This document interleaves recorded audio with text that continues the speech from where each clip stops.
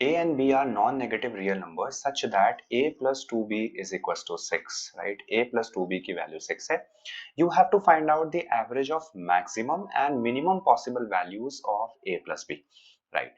So A plus B की max and minimum possible value पहले हमें find out करनी है and then उसका average निकालना है. So A plus B की अगर बात करें यहाँ से, अगर हम A plus B calculate करें तो A plus B is coming out as 6 minus B.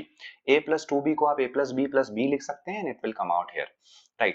अब अगर मान लीजिए थोड़ी देर के लिए एक चीज समझते हैं कि let's say this is nothing but your कुछ एक नंबर है x, लेट्स से, तो आप क्या कह रहे हो, a plus b जो है ये कांस्टेंट है, राइट? 6 माइनस b की एक कांस्टेंट वैल्यू होगी, right? This is a constant.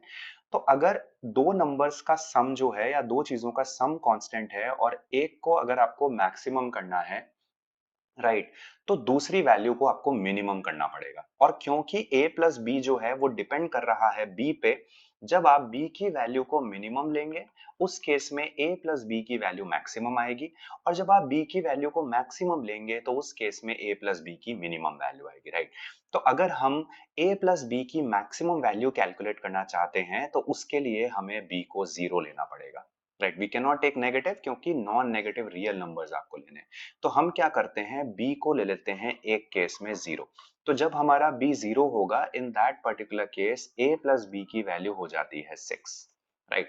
यानी b हमारा 0 है तो हम कह सकते हैं कि a की वैल्यू हो जाती है एक तरीके से 6.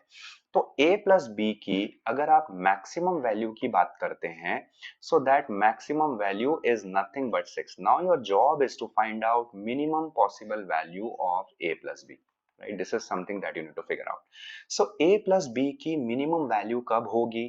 जब हम a को 0 कर दें, यानी मैक्सिमम पार्ट किसको दे दें, b को. यानी जब हमारा b मैक्सिमम होगा, in that particular case a will be minimum and a plus b will be minimum, right? तो b को मैक्सिमम हम कितना कर सकते हैं? सो हम b को मैक्सिमम करने के लिए a को मिनिमम कर देते हैं, जिसके लिए हम a को 0 बना देते हैं.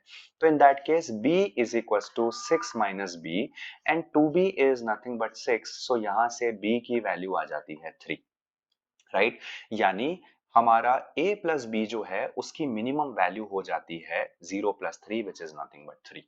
अब हमें इन दोनों वैल्यूज का एवरेज कैलकुलेट करना है. So it is nothing but 6 plus 3 divide by 2, यानी 9 by 2 will be 4.5. Correct answer for the question is B option.